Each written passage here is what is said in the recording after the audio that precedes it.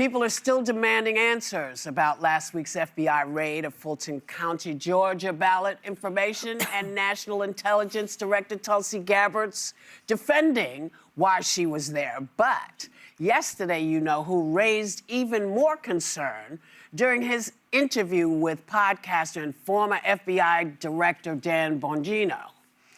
Take a look. The Republicans should say, we want to take over. We should take over the voting in at least 15 places.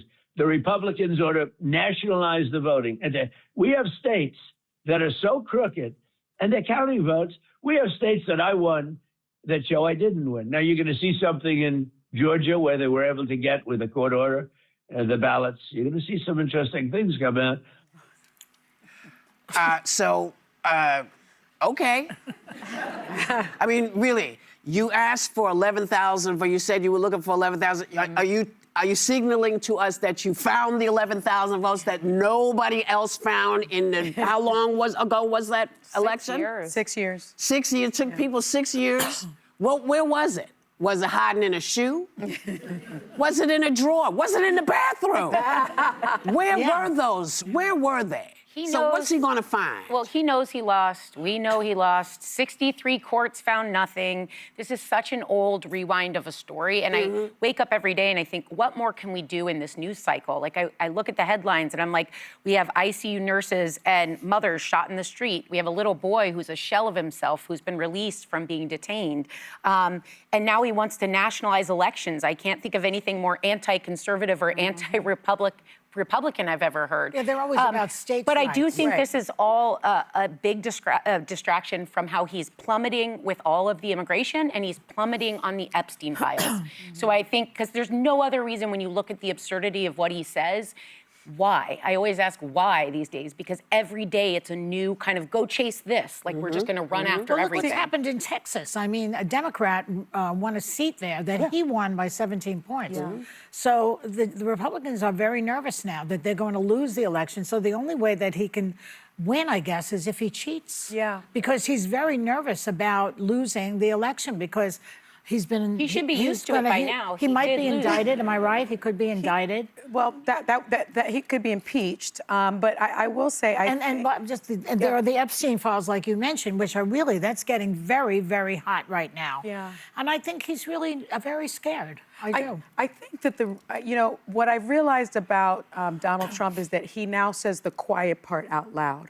Before he always said the quiet part out I don't loud. think to this extent, because we did hear that phone call that you referred to, Whoopi, where he's like, I just need you to find me like 11,000, 13. Just need you to find me these amounts of votes. And that was in Georgia, by the way. That was in Fulton County. Yeah.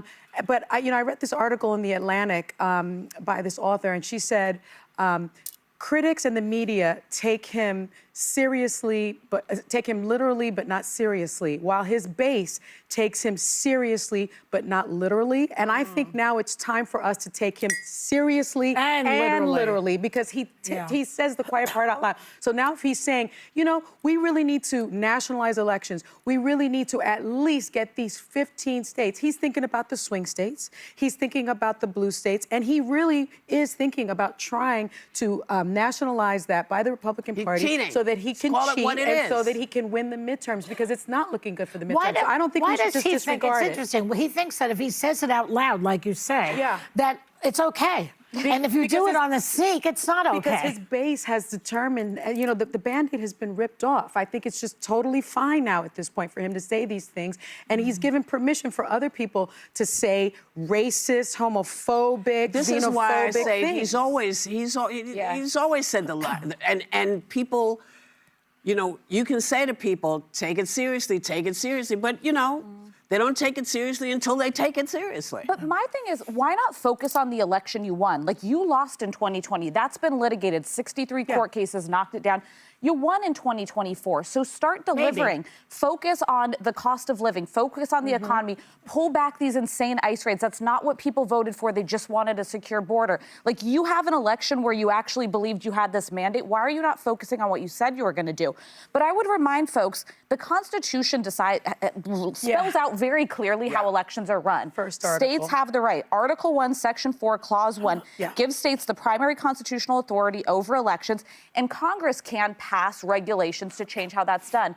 I want to be clear, there is no appetite in Congress. Even if the Republican House was like, we're changing it, we're nationalizing elections, which to Sarah's point would be the least Republican thing I've ever heard. Like, are we going to keep national voter databases? They haven't been acting like Republicans since That's he got true, into but office. this would never pass the Senate. You would need more than the number of Republicans there even are in the Senate. Aren't there enough? Isn't there enough information to impeach him right now, and they don't do it? I don't think they will. I don't think there's any appetite. Well, I mean, there's definitely not with the Republicans. Yeah. So I then think why that do you think they'd care about that? Nobody wants to change it. It's not a broken system. He's distracted. He's saying this. But what I'd say this, there is an onus on governors, secretaries of state and states, and attorneys general to be ready for all this. Yeah. So Governor Shapiro of Pennsylvania was here, and he talked about taking on Trump when he said he wants the voter rolls in Pennsylvania. Yep. They need to have plans because that is their power, that is their authority in the states, and they need to be ready to fight and it. Alyssa, we've talked about this. I think what people don't realize how much sensitive information there is in those voter rolls, because he grabbed those Fulton County voter rolls, and that was, I think, unconstitutional. But if you look at it, all states take information in various different types, but you have your name, your address, social security number, driver's license number. Some states collect political party affiliation, phone number, email address, voting history, and how you vote. Do you vote absentee? Do you mail it in?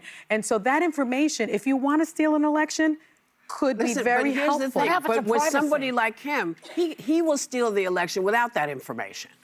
I mean, let's be realistic here, okay? Listen, if you don't like what you're hearing, you're going to have to do something about it, because Washington isn't going to do it. It's got to be us. It's got to be the people.